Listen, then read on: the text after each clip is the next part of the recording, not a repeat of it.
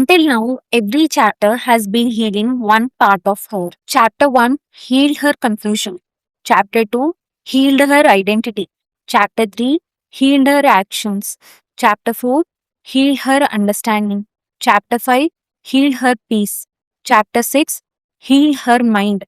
Chapter 7 healed her relationship with life. Chapter 8 healed what she keeps returning to. Chapter 9 healed her worth. Chapter 10 healed the way she sees herself. Now, chapter 11 heals something even deeper. Need to control everything. Chapter 11 through the eyes of a girl with PCOS.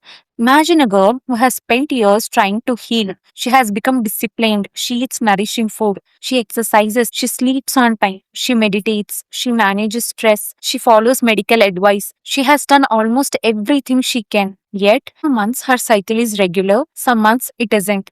Some months her hair fall reduces, some months it increases again. Some blood reports improve, some don't. Slowly, a thought begins growing inside her. Maybe I'm not doing enough. So she tries harder. Another supplement, another diet, another workout, another expert, another test, another video, another comparison.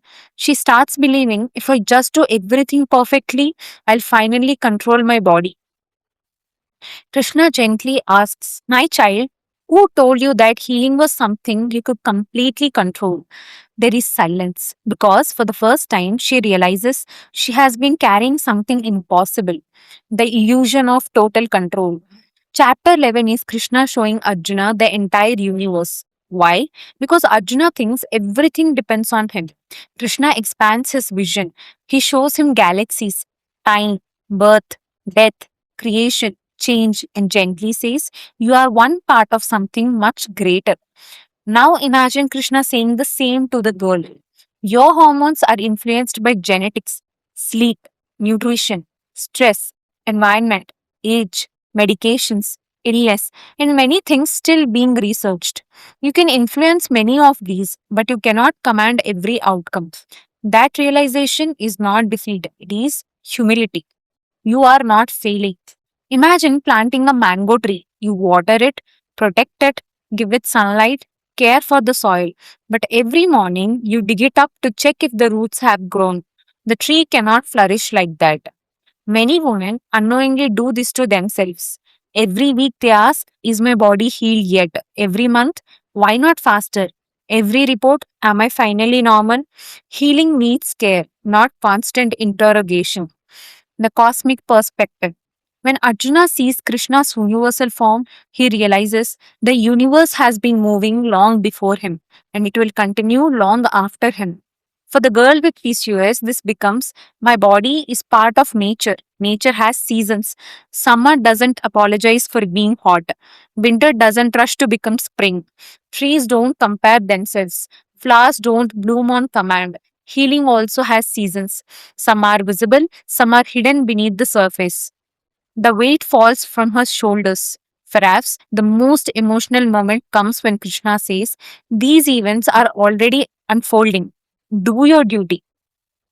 Imagine the girl hearing, continue nourishing your body, continue moving, continue sleeping well, continue trusting the process, but stop carrying the burden of controlling every result.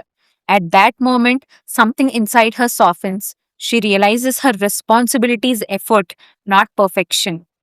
The body was never the enemy. After seeing Krishna's universal form, Arjuna no longer sees only one battlefield. He sees the whole universe.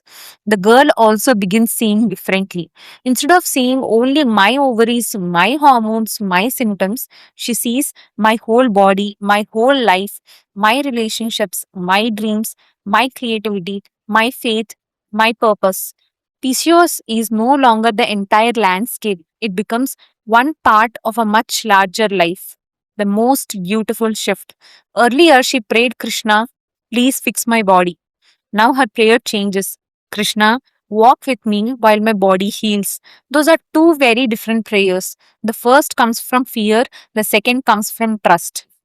If Krishna was speaking to a girl with PCOS, chapter 11 might sound like this. My child, you have been trying to carry your healing all by yourself. You have believed that every delayed cycle means you failed. Every difficult month means you failed. Every setback means you failed. Look at the vastness of life. See how nature unfolds in its own rhythm. Do what is yours to do. Nourish your body. Care for your mind. Seek help when you need it. But do not carry the burden of controlling every outcome. You were never asked to control life. You were only asked to walk through it with sincerity. Leave the rest in hands greater than your own. Chapter 11. I was never meant to control every outcome. My role is to care faithfully for my body and then trust the larger rhythm of life. I think this is where the entire series quietly comes together. In chapter 1, the girl stood on the battlefield believing everything depends on me. By chapter 11, she stands in the same place but with a different heart. I will do everything that is lovingly and wisely within my control, and I will stop punishing myself for everything that isn't. To me, that's the deepest healing of all. Not because the symptoms have disappeared, but because the burden has. And perhaps that's what Krishna was showing Arjuna through the universal form. Not merely the vastness of the cosmos, but the freedom that comes when we realize we are held within something far greater than our fears.